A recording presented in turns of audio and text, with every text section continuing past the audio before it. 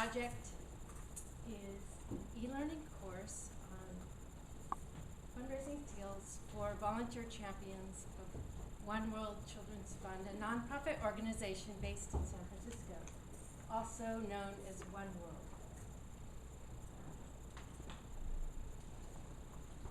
The mission of One World is to unite people to improve the lives of children affected by poverty.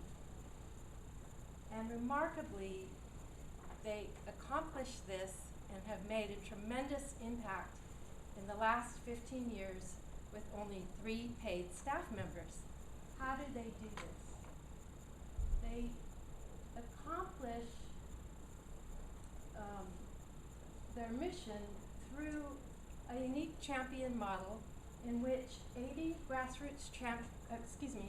volunteer champions in the United States partner with over 50 community-based non-governmental organizations around the world who provide the basic needs of children in their communities. And One World serves as the fiscal sponsor. So the champions raise both awareness and funds for these grassroots partners. And I'm proud to say I've been a champion now for 10 years. So One World provides many services for champions and partners, and the only thing they require is that champions set a fundraising goal every year and provide an annual report. But in 2014, over half champions were not meeting their fundraising goal, and the board assumed this was because they were lacking in fundraising skills. I did a needs analysis, sent out a survey to champions, and I confirmed that this was a cause of the problem. And I also identified a number of other problems or gaps that were solved in this project. The champions' ages range from people in high school through well into their retirement years, but one thing champions have in common is a passion for making a difference in the lives of children and working with their partner organizations to do that.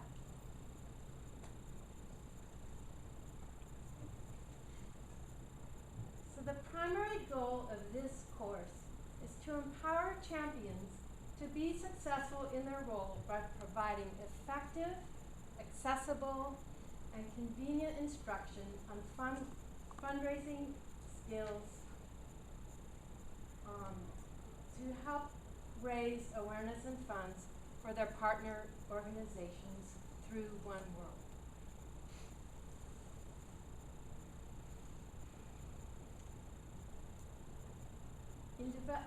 In designing and developing the instruction, some different learning theories were applied, including situated learning theory of Lave and Wegner, social learning theory of Bandura, a number of other learning theories there's just not enough time to mention, and the precepts of Knowles, andragogy, and self-directed learning.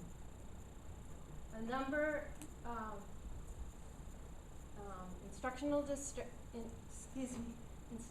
strategies and design principles were also employed in designing this instruction, as well as e-learning design principles. I did a summative evaluation study by collecting pre and post scores from assessments, and statistical analysis demonstrated that to within 95% confidence level, the learning was achieved.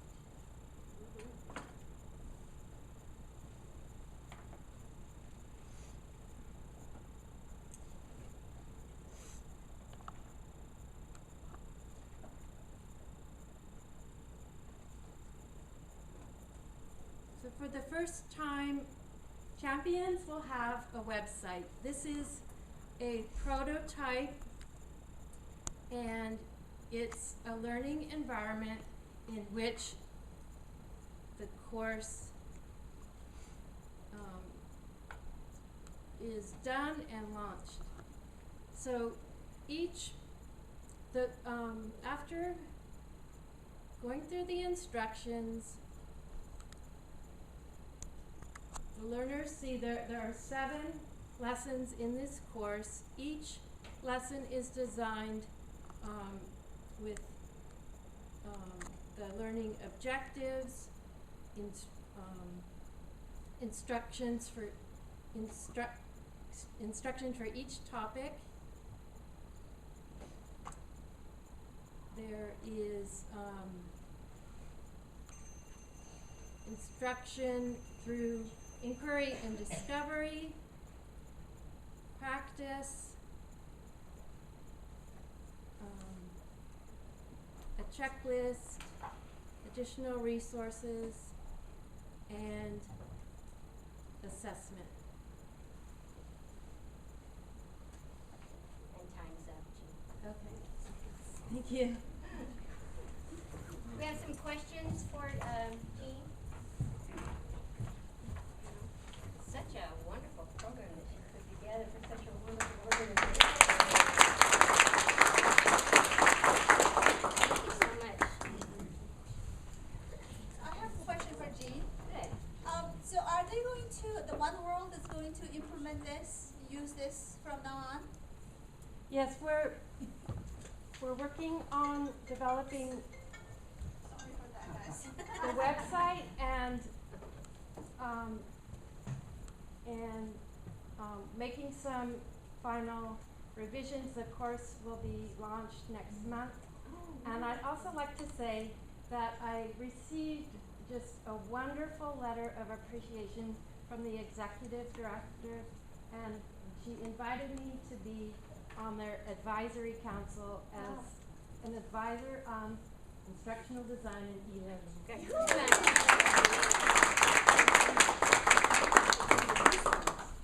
Okay, our next presenter is Tara Peters, and her topic is nutrition for kids. Now, this project is a supplement to an existing program called Choose My Plate. It's a website with the purpose of introducing the benefits of good nutrition for young people, which is the component that Tara has added to it. Hello everyone, my name is Tara Peters, and for my capstone project I developed a series of modules to teach children basic nutrition. So the problem was, a recent study showed that 15% of kids do not discuss nutrition at home. 19% of kids don't typically eat breakfast. 33% of kids said that they had no servings of vegetables in a day, and 51% given the choice would choose soda over water, juice, or milk. So clearly we have a problem over here. And if 58% of kids choose the foods that they eat, we would really want them to be better informed to make the right choices. So that's why I developed these modules for them to teach them basic nutrition. And the age group I chose was middle school age children, because this is a time where they start developing critical thinking skills that allow them to develop plans and strategies and further into habits. And also, this is the age where they start getting more freedom in making the choices of what they eat. So this is just what I wanted to go after. The importance. Okay, raise your hand if you remember learning about the food pyramid up here. Yes, so that was first introduced in Sweden and later borrowed by the USDA to teach nutrition in the US. And then we moved over to my pyramid over there in 2005, but that was a failure because it was way too abstract and it was too confusing for children to figure out. So in 2011, it was replaced by my plate over there, and that is just a more simple visual for children to really follow. And the message from that is really just before you eat, think about what goes on your plate. So from there, I developed 6 fun and interactive modules to really teach children basic nutrition with the goal in mind to have them develop healthy eating habits. So solution, the first module covers basic nutrition, and the 5 other ones are more in depth of the food groups. They're hosted on a website and also backed up. Please remember to back up all of your work. You'll really regret it if you don't. I'm very serious about that. Make copies, save frequently. You don't want to mess it up. And then afterwards, I transferred this. I sent all the work to Lisa, who's a nutritionist at Choose My Plate, and they're currently reviewing it to see if they can use it or maybe like make some modifications to it. So for the design, I really wanted to go after bright, vibrant colors. I know that this really attracts children, and I wanted to capture their interest through that. And also animations and transitions, not too many where you have a bunch of things flying in and out of the page, but just at the appropriate times, only when needed. And also I introduce a character, her name is Teresa, and the learner gets to meet her in the beginning, and she starts out with no prior knowledge of nutrition. So it kind of gives the learner a setting where they're really comfortable getting started with no knowledge of nutrition to begin with. And so she follows them through it. So she's like learning with them through the process. For the module design, it's really scenario-based learning. So Teresa's friends are introduced throughout the modules, and they have problems and they're seeking the learner's help. So in different situations, Teresa's friends will approach the learner and say, oh, help me with this, and that's how the learner does the assessing. So also, I have helpful suggestions, so when the learner gets the answer wrong, it doesn't just say incorrect, try again. You really get helpful feedback to make the right choice. And also, different ways to learn. Some children learn better through reading, some through hearing. So there's audio and there's text for that. And also multiple chances to try again, because this really isn't about getting to the end and completing it the fastest. It's more about really assessing the learning, making sure that the learner is actually getting enough content to the point where they can move forward. So theories I used, the night events, social learning theory, and the signaling principle. I also used the ADDIE framework for developing the modules, and that was really effective. So over here you can see a screenshot of what the website looks like. It's very simple, very easy to use. You can access the modules from the link up there, or just scrolling down and all the modules will appear on the page. So this is the first module, just basic introduction of nutrition. You put your name in there, your age, and then you meet Teresa, and she happens to be the same age as the learner. Right? So you get an introduction of nutrition, a checkpoint. You go through some activities, drag and drop, helpful feedback over here. Yay, you got the answer right. And here's a scenario. So here are the tools I used, a bunch of them, but yeah, articulate. I used Storyline, which was very helpful. WordPress for the website, and the results of the testing. So you can see over here, before and after results, learning has greatly improved. So yes, they've increased their understanding of the nutrition and all the modules through that, knowledge of the 5 food groups, and ultimately led to healthier eating habits. Future development, I really hope that they would put more characters in there to give them a more personalized experience. Improved voiceover and language translations, hopefully into Spanish, because we have a lot of Spanish-speaking learners today. So big thanks to my advisor for support, Carrie and her class for helping with the assessment, and the MISS program. And cohort.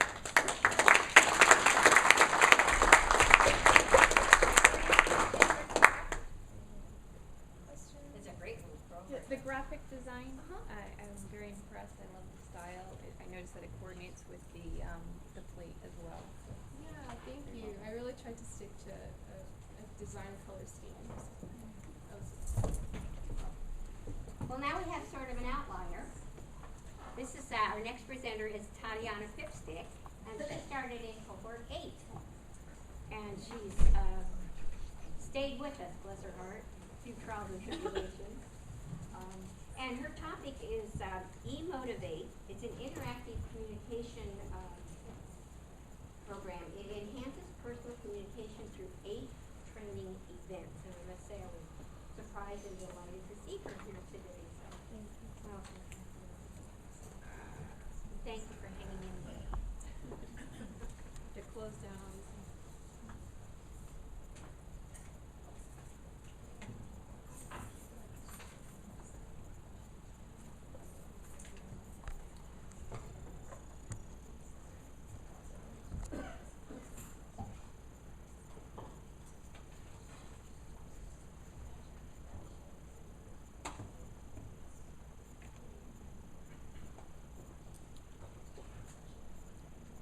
Hello.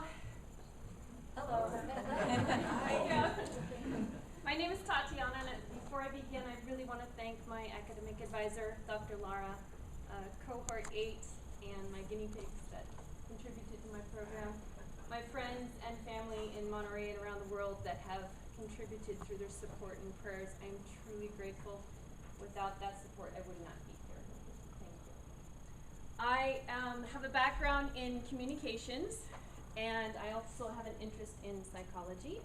And so I devised an interactive communication coach that would help improve communication, as Brandon pointed out, is essential for productive learning. Who needs this? Who needs to improve relationships by enhancing interpersonal communication? Well, my initial intention was veterans with PTSD. And then I thought, well, why not just veterans? And then why not everybody? So this is designed for the general public, and I wanted it to be accessible to everybody. I wanted it free. I had some constrictions with Moodle, and I didn't want to use that, so I just had the project online, and we'll see it in a little bit. The initial problem was with interpersonal communication, and I came across this wonderful little booklet by Jean Morrison, Communication Fundamentals, with her iconic drawings of the jackal and the giraffe. This jackal and giraffe personify different types of interactive modes, and I'm sure we have all met a couple jackals in our lives, and the idea is similar to physical therapy, which I went through during this training. The sympathetic moves that we have for fight, flight, or freeze, and the parasympathetic moves that we have that are more serene, more calm, when we're not having to give presentations. The data analysis from my program shows, yes, there was great significant improvement. As you can see from the pre-test scores in red, there was a 26% score, and after the training, the score went up to 98%.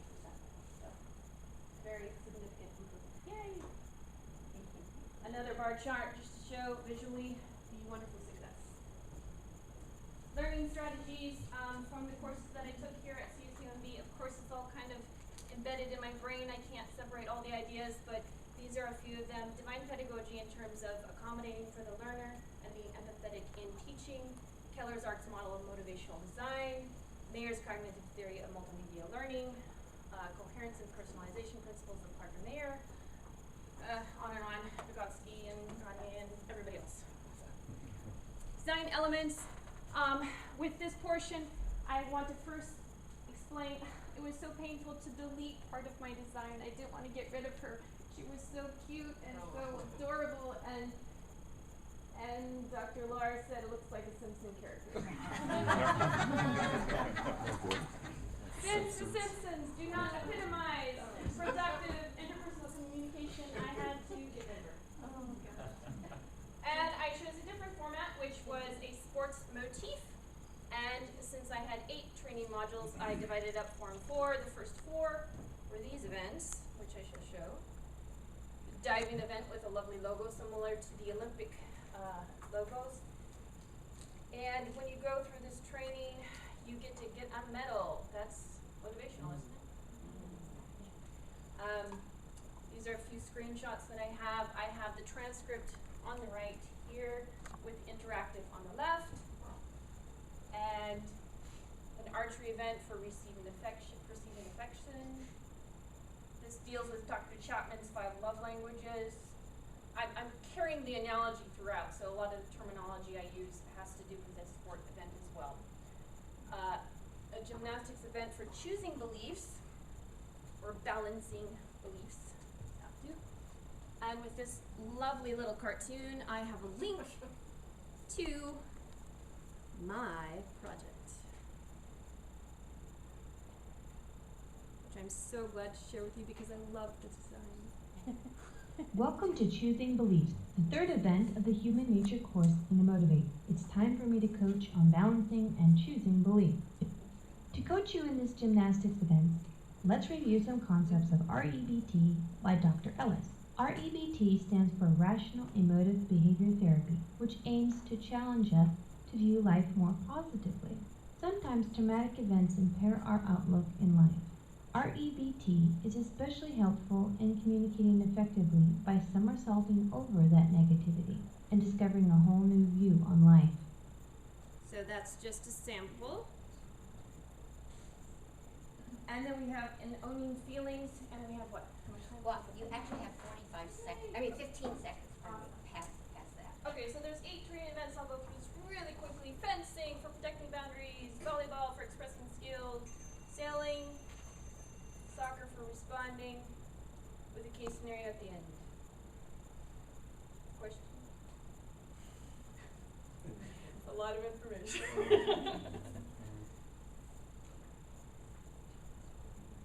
Is it publicly accessible? It will be, yes. I'm going to post it on a veterans link page. I also would like to thank Jean Morrison, who allowed me to use her book and has requested that I expand the program as well. So I'm excited. This is my accomplishments, and I encourage you all to motivate.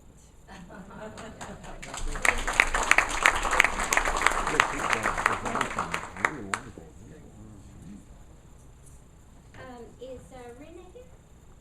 Not presenting?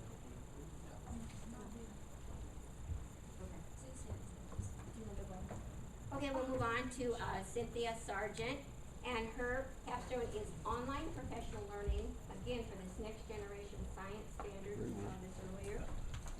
This capstone provides a beginning course in developing methods of teaching that are going to be required by these newly adopted next generation science standards. So glad they don't teach us science. But it'll provide teachers of science with the necessary steps to meet these standards. So it looks like it's going to be a really useful product. Thank you, Dr. Strong. So my capstone project, as Dr. Strong summarized, was about online professional learning for next generation science standards. So specifically, the target audience are teachers, anyone from kindergarten through 12th grade. The next generation science standards are those new standards for all of those grade levels, starting in kindergarten. So my role is to be a STEM, science, technology, engineering, and math coordinator for a county office of education. So my target audience is specific to Sutter County in Northern California. And they haven't had any type of science specialist at their schools, districts, or the county office of education level up to this point. So I started in July. So having somebody there to support them in science is really new. So while last year was supposed to be the awareness stage for them to start becoming familiar with next generation science standards, really that didn't happen at the school sites. So I'm looking at this year being transition, where they're not just aware of the standards, but more deeply understanding them and planning instruction around them, starting to actually change what they do in the classroom based on those standards. But at the same time, they're not yet aware. So I'm kind of trying to group awareness and transition together into some online learning opportunities for them. Because as Hope mentioned, teachers have all this free time, right? So their current learning opportunities are typically through minimum days, some staff development meetings, that sort of thing, or evening workshops that we host. But a lot of them aren't able to get the support that they need on site, mostly because of time. And they may not be able to attend the face-to-face professional development like an evening workshop. So this provides some flexibility for them, and hopefully is scalable to be able to reach the great need that's out there. Because the idea is that next year they start moving into that implementation phase. So the curriculum framework from the state of California for next generation science standards said this is what teachers need going forward into NGSS. They have to be well prepared, knowledgeable in their grade level content and the vision for science learning and what these 3 dimensions of science learning are that are within the standards. So the 3-dimensional learning is significant in and of itself. Typically science teaching has been pretty one-dimensional. My topic is protein synthesis, or my students are learning about weather. So the idea of science practices with the content, with these cross-cutting concepts, having these 3 dimensions together, is a really, really hard transition to make. There's significant conceptual shifts that teachers have to make. So when next generation science standards were designed, they were paired with these conceptual shifts like science and engineering are based on practice and content. So those conceptual shifts are difficult as well. And as Hope mentioned, we're not getting instructional materials. There's always a process from standards being adopted to when the materials are available. And so teachers aren't able to get professional learning for the new standards through an adoption of new materials. They really have to start with adapting what they have as a strategy for learning about the new standards. So my solution for the need and the target audience was to create some online learning modules using Captivate 9. And I decided to start with pedagogy. So you might remember Hope's graphic with all the lines coming away from the standards page, right? So if you put that standards page in front of teachers with a job aid and they're like, whoa, what is this? And so really what I wanted to do is put between the teacher and the standards page kind of a lens. And I wanted that lens to be pedagogy. So I wanted them to be looking at the new standards with pedagogy at the forefront of their mind, so that it wasn't a what do I teach now, it was a how do I teach it now. So I took a constructivist approach to the design of the modules, specifically a research-based approach called knowledge integration. So in teaching, there's what's called a pedagogical content knowledge. So you can be great in knowing your content for science, but to be a good science teacher, you have to have the pedagogy too. So it was designing a new pedagogical content knowledge framework for the next generation science standards. And I realized that having some modules probably wasn't going to be enough support. It'd be an introduction, like them coming to a 2-hour workshop of mine, but really they needed closer to job-embedded support. So I produced a course page. I tried to just keep it simple. Thought about Moodle, but I went ahead and just did kind of a Google Sites for now, so that they don't require a login. I didn't want any barriers for teachers to access the information. So I put the modules within a course site and also provided a web form and some guiding questions so that they could reflect and synthesize information from the modules, and then there'd be kind of a social learning component to it as they shared their answers to scenarios. And then there's post-module support in the form of some web pages. So I decided to kind of chunk what they needed to focus on for next generation science standards and how to support them as kind of a job-embedded support, keeping to the theme of you're not learning about all of next generation science standards at a time, but there's a specific focus. So I did a web page for pedagogy. So there's the online Captivate modules that they work through, and they learn about NGSS and they learn about the pedagogy that's consistent with the new standards. But then when they go back in their classrooms, or as we do follow-up as site support, they can come back to the pedagogy website. They don't have to go through the module over and over again to review the information. They can come back to a website that has the information easy for them to find. So there's objectives on the screenshot here, but if we were to move over to the other pages, I'll show you the website. I tried to just organize the information to make it really easy to find. How much time? I've got 1 minute and 53 seconds. All right.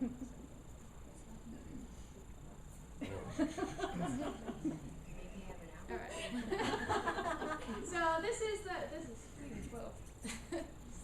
So I provided kind of an overview of what they were going to learn and kind of a structure so they'd see what they were getting themselves into as far as online learning. So there's 2 parts to kind of module 1 that's all about pedagogy, and there's some reflection questions in the web form. So I try to make it easy for them to work through the activities. Actually, I'll go back up.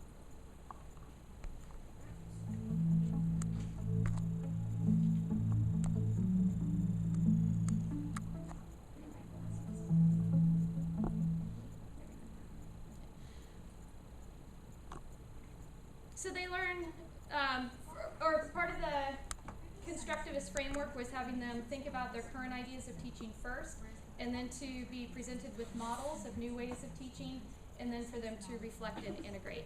So they consider what an NGSS classroom might look like, they learn more about the NGSS, and then it ends with a scenario for them to think about, something that's relevant in real life, and then they go to the web forum to have a discussion with others about that scenario.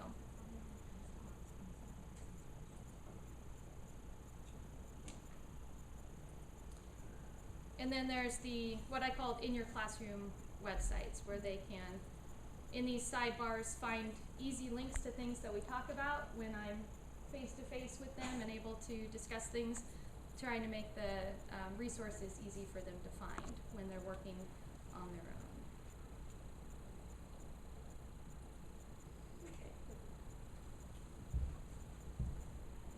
So I'll go through this real quick because I know I'm really short on time. So they think about their teaching now. They have new ideas through videos and other ways of modeling. All right. Gotta use 90 events, which many other people already told you about. And learning happened. Yay, Michelle. A couple other quick measures is that it was kind of a proof of concept. So it did show that teachers agreed or strongly agreed that this kind of form of professional development was something that they would be interested in. And special thanks to my boys, Travis and Owen, and to my husband Scott for all their patience on the weekend when I went, shh, I have to record narration, quiet. So, anyway.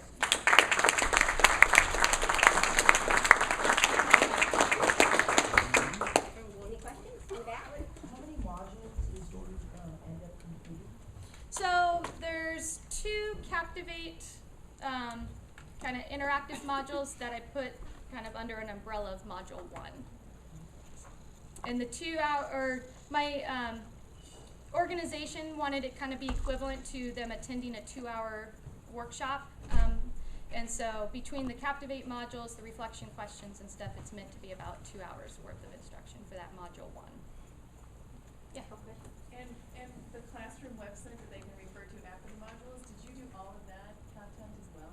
Yeah, luckily I was taking the elective HTML course at the same time. So I built one web page for the final project of that class. That one was specific to engineering, but I was able to model this other website off of that final project. So that really helped to take that class at the same time I was building the capstone.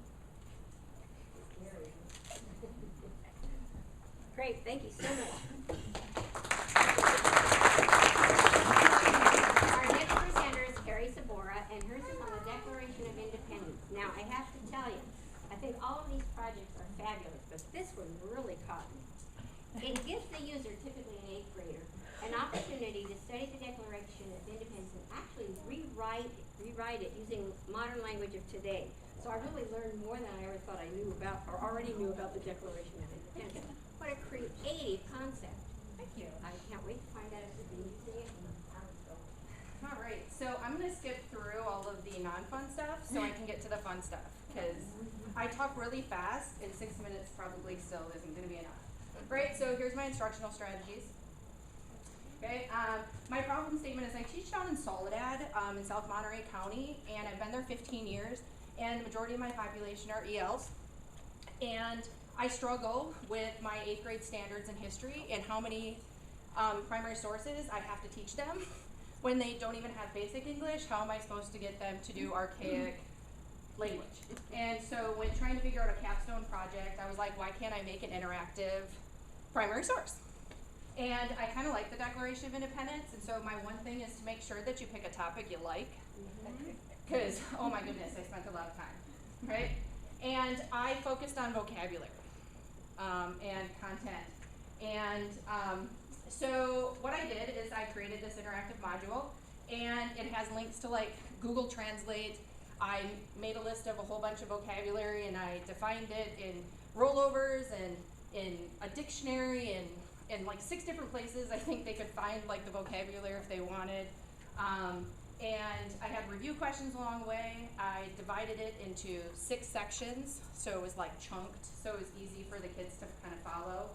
And I made some things, because you know, not all of my kids are ELs, even though they fall under the EL umbrella. And so I wanted to make sure that my higher kids could kind of get something out of it extra if they sought to do that. Right? So I'm going to demonstrate.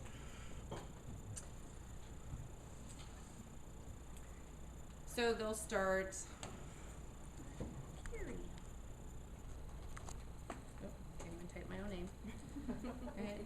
And so, like, it goes through objectives. And then I created a video, like, kind of slide on how the module works. You know, showed them how if they roll over, how the buttons work, where all the stuff is. So it could kind of get them set up for what they needed to do when they got there.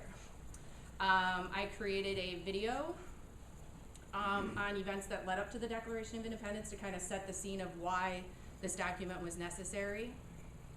Nobody wants to hear me talk more. I got permission from Disney to use this until tomorrow. Which is, you know, great because they're fun. You know, they came out in the 70s, and so I have this one, and then I have one at the end because I thought they did a really good job of taking what I did in my video and making it a little more fun for the kids. And then I wanted to show them, right, the writing of it, and everybody always wonders who these people are. So I spent lots of time making rollovers of all of them, right? So, yeah, this was probably the most exciting because I've wondered forever too. Right? And then, like I said, I divided it into 6 sections. And you can click on here, but here I locked them. So they would have to start with number 1, and then it would take them back to the menu, and then they could go to number 2. And so each page is set up the same. If they want to hear the narration, they can click on my little Telegami video, or they can, when they roll over the words, right, they get it in today's language. So I divided each section. This one says, whenever a group of people feel the need to break away from their government, right? Here is my link to Google Translate. So if they wanted to type anything in, they could get it into whatever language it is that they want to view it in. Here is all of my glossary again for this page. And then I had little fun facts of like how it affects us today. And then of course I have quiz questions, because you gotta ask kids along the way, otherwise they won't pay attention. And then when I ended, I took all of those signers and I made them hyperlinks. So like I said, my higher learners could click on all of these and they could get more information on any of the signers that they wanted. Right, so the biggest thing I had with mine is I lost it. And so Tara had great advice, you should back up, but I looked at this every day, right? So my thing of backing up is, you know, you back it up and then like I didn't think to do it like every day because I used it every day. And then at the Sunday before progress was due on Tuesday, I went and my thing was corrupt. And I had a nice little freak out Sunday, right? Dr. Lara tried to help.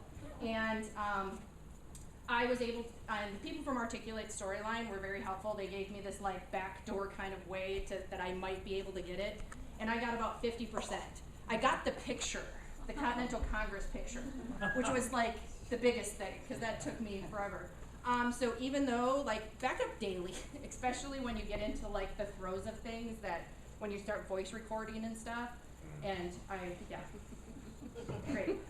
Or don't delete, you know, that always helps too, right? Which I didn't do, but it came corrupt. I guess it happens to Articulate Storyline once every in so many like things. So be wary of that. It allows for differentiation and flipped classroom for, you know, so if I wanted to do this, have my kids do it at home, come to class, then we could focus on all of the extra activities with it.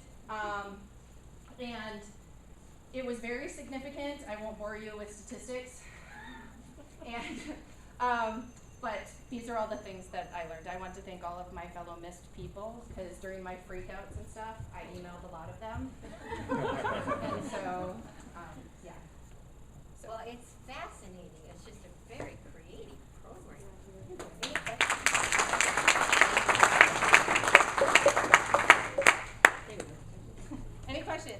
Well, yes, I have Yes. not a question, like a comment. I really want to encourage not only Carrie but all of you. I mean, you can spend a lot of time and effort, and it's a pity that you are just using that project for your own students. So it would be great if you can share these resources to everybody, right? I'm sure there are many other schools. Yeah, who I'm might hoping benefit, to. Yeah. from this.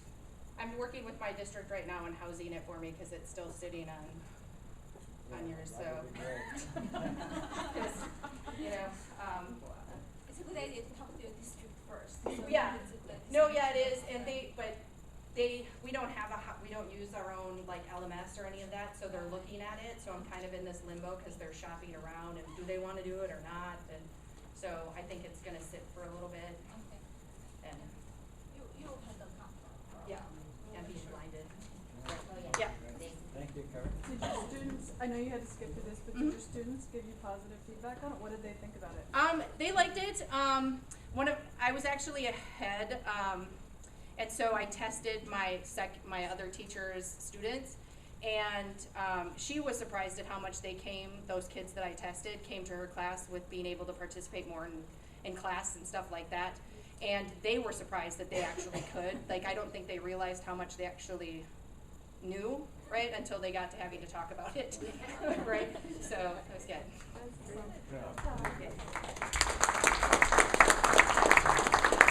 Our next presenter is Kiyoung, and hers is an introduction to Korean culture. And this is a project intended to assist the Korean language learner in becoming knowledgeable about the Korean culture, which then contributes to a better understanding of the language. And I just want to make a little point here real quick. For the 10 years, going on 11 years we've had this program, the first year or years we had a huge population of DLI faculty, and we found that many of them needed to do this kind of program where they had to help develop programs that instructed the language learner in the culture. So it's really an important aspect of teaching a language. Thank you. Okay, so the title is Intro to Korean Culture. To give you an idea about DLI, for those who are not familiar with DLI, are you guys all? We know.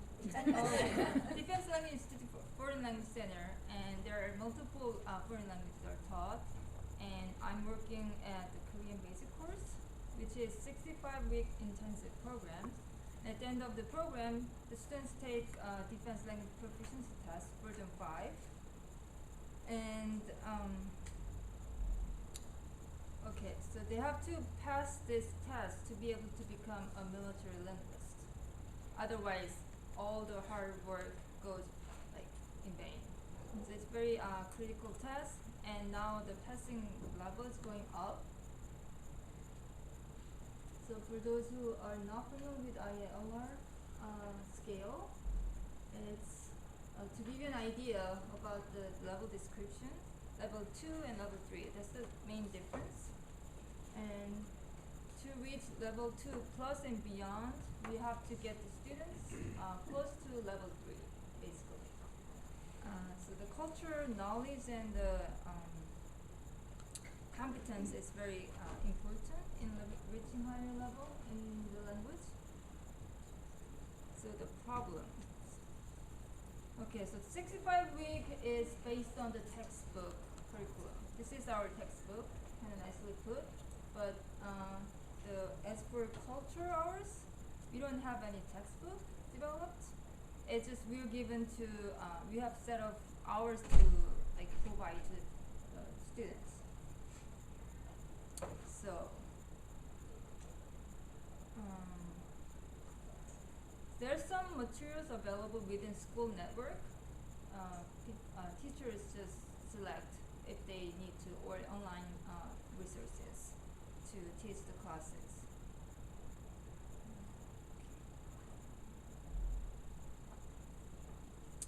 I think I should go to the solution. But I give you a target audience is basically the students, the military linguists to be. These are the background of majority of the students who are high school graduates. The solution was to establish a framework that can house this appropriate culture course materials that both learners, students, and teachers can access, and even can be done by homework because it's online. And the instructional theories and models I majorly use is Ghanese 9 events, many other students did, and the EDI model. So I try to implement the Ghanese 9 events throughout the lessons, and I use the EDI model revising and developing. So final deliverable was the learning module with 3 different mini lessons. The first one was called Why Culture for KBC stands for Korean Basic Course. And lesson 2 is History of the Korean Language, the alphabet, and the traditional holidays of Korea. Okay, so for lesson 1, the learning objectives are these. So basically to convince them culture course is important for them to reach a higher language skill in Korean.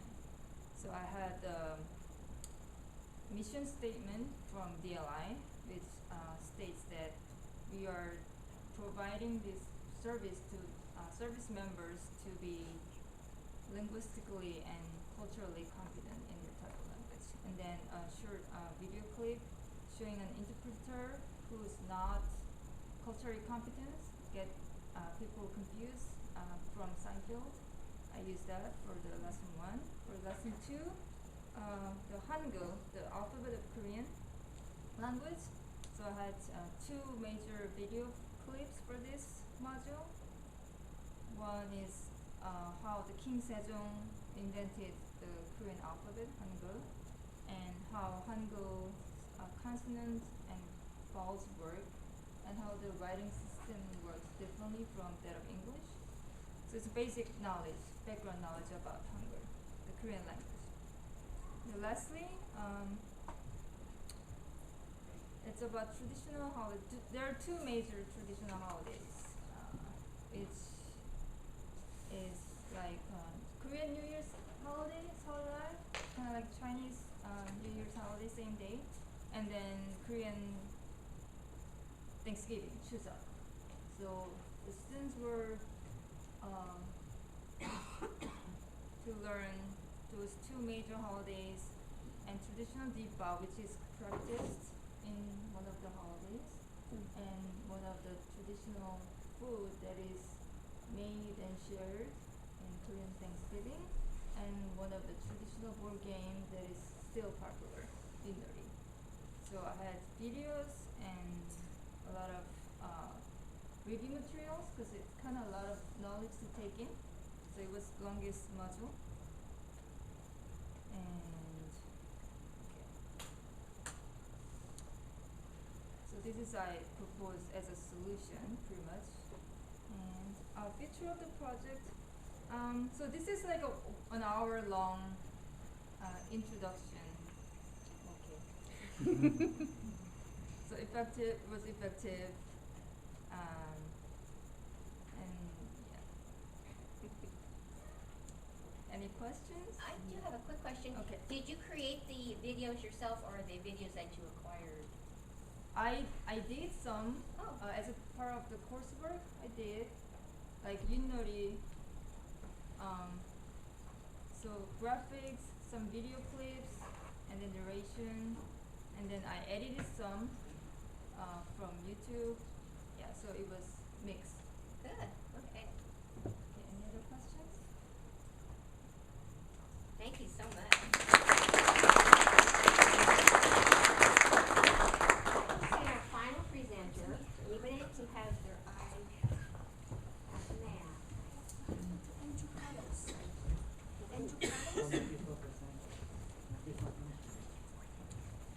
This is Graham Wilcox, and his is on Earth System Science, and it addresses not only the concepts of multiple spheres, biospheres, and etc., and how they interact, but it also incorporates social studies standards as experienced by the indigenous people of North America.